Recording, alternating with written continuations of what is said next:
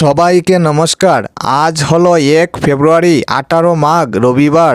আজকের সমস্ত আসাম তথা বরাক উপত্যকার বিশেষ বিশেষ খবরগুলি হলো এই মাসেই অরুণোদয় প্রকল্পের টাকা পাওয়ার সুখবর। অরুণোদয় প্রকল্পের অন্তর্ভুক্ত যেসব মহিলা রয়েছেন তাদের ব্যাংক অ্যাকাউন্টে এই মাসে 10 তারিখ থেকেই এককালীন 8,000 টাকা করে দেওয়া হবে।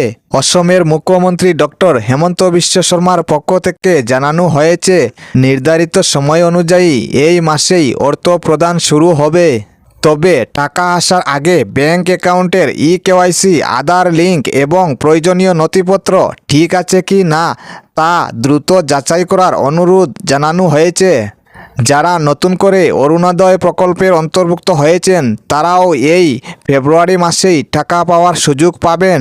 এছাড়াও যারা এখনও অরুণোদয় প্রকল্পের বাইরে রয়েছেন, যোগ্য হলে তাদেরকেও শীঘ্রই এই প্রকল্পের আওতায় আনা হবে বলে জানানো হয়েছে।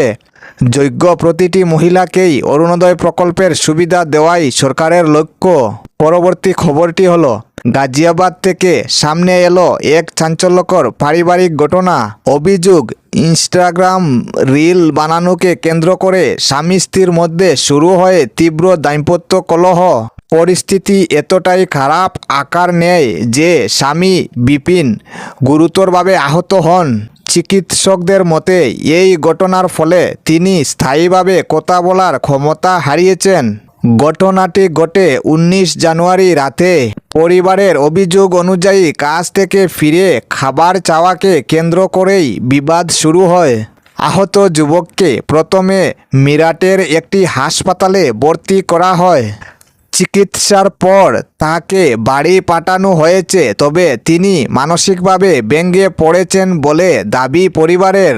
মায়ের অভিযোগের ভিত্তিতে পুলিশ অভিযুক্ত স্ত্রীকে গ্রেফতার করেছে। পুরো ঘটনার তদন্ত শুরু করেছে পুলিশ।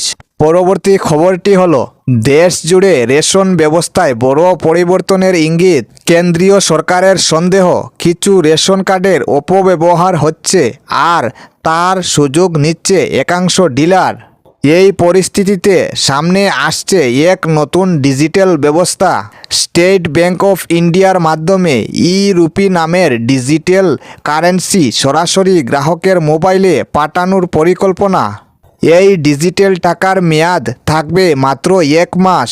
কোন গ্রাহক কোন দোকান থেকে কতটা খাদ্যশস্য নিল সব তথ্য কেন্দ্রীয় স্তর থেকে নজরে রাখা যাবে। সূত্রের খবর, আগামী 1 বছরের মধ্যেই এই ব্যবস্থা গোটা দেশে চালু করার প্রস্তুতি চলছে। তবে এই সিদ্ধান্তে আপত্তি তুলেছেন রেশন ডিলারদের সংগঠন। তাদের দাবি, ডিবিটি চালু হলে গ্রাহক আদৌ রেশন কিনবে কি না তার কোনো নিশ্চয়তা নেই। এর ফলে ক্ষতিগ্রস্ত হবে হাজার হাজার রেশন দোকানের জীবিকা। প্রশ্ন উঠছে, এটা কি স্বচ্ছতার পথে বড় পদক্ষেপ নাকি রেশন ব্যবস্থায় কাঠামো বদলে দেওয়ার শুরু? পরবর্তী খবরটি হলো, অসমের মুখ্যমন্ত্রী হেমন্ত বিশ্ব শর্মার বিরুদ্ধে কড়া মন্তব্য করলেন এআইইউডিএফ প্রধান মৌলানা বদরুদ্দিন আজমল। শ্রীভূমি জেলার দলীয় কার্যালয়ে সাংবাদিকদের মুখোমুখি হয়ে তিনি বলেন, বর্তমান সরকারের নীতিতেই সংখ্যালঘু সমাজের উপর চাপ বাড়ছে। এসআর নোটিশের প্রসঙ্গে আজমলের অভিযোগ, প্রশাসনিক সিদ্ধান্তের নামে একটি বিশেষ সম্প্রদায়কে লক্ষ্য করা হচ্ছে। তিনি দাবি করেন, অতীতের শাসনামলেও এমন পরিস্থিতি দেখা যায়নি। যদিও বরাক সফরে কোনো রাজনৈতিক সভায় অংশ নেননি আজমল, তবে তার উপস্থিতিতে কংগ্রেস ও বিজেপি ছেড়ে একাধিক নাগরিক এআইইউডিএফে যোগ দেন। ঘটনাকে ঘিরে রাজ্যে রাজনীতিতে নতুন করে বিতর্ক শুরু হয়েছে। পরবর্তী খবরটি হলো, রাজ্যের মহিলাদের জন্য বড় সুখবর। মাত্র 300 টাকায় রান্নার গ্যাস সিলিন্ডার দেওয়ার সিদ্ধান্ত নিয়েছে রাজ্য সরকার। মুখ্যমন্ত্রীর ঘোষণা মতে সুলভ ইন্ধন প্রকল্পের আওতায় প্রায় 20 লক্ষ পরিবার এই সুবিধা পাবেন। বিশেষ করে অরুণোদয় প্রকল্পের উপভোক্তারা এই সুবিধার অন্তর্ভুক্ত হবেন। শুধু একটি আবেদনপত্র পূরণ করলেই কম দামে গ্যাস সিলিন্ডার পাওয়া যাবে।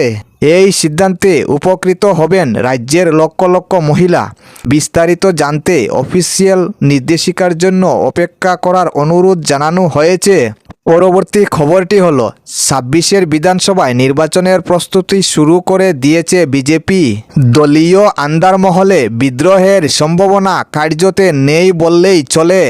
মুখ্যমন্ত্রী হেমন্ত বিশ্ব শর্মার নেতৃত্বে দল পুরোপুরি ঐক্যবদ্ধ।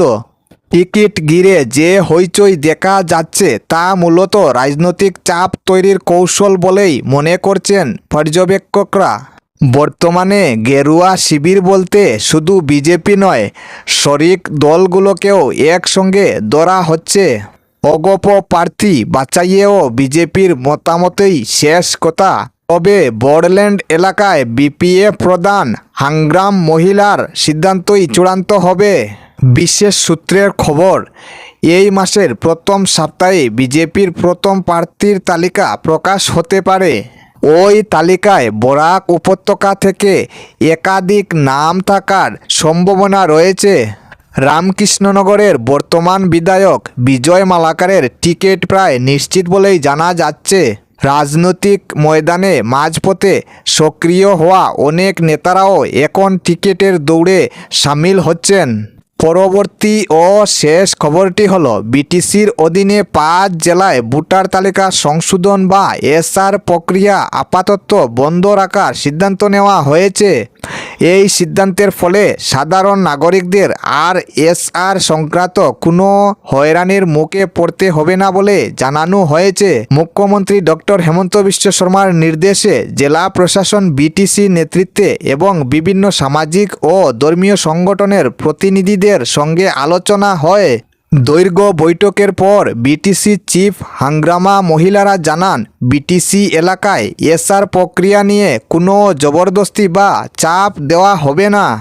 প্রশাসনের দাবি, সাধারণ মানুষের স্বার্থে রক্ষার দিকেই এই সিদ্ধান্ত নেওয়া হয়েছে।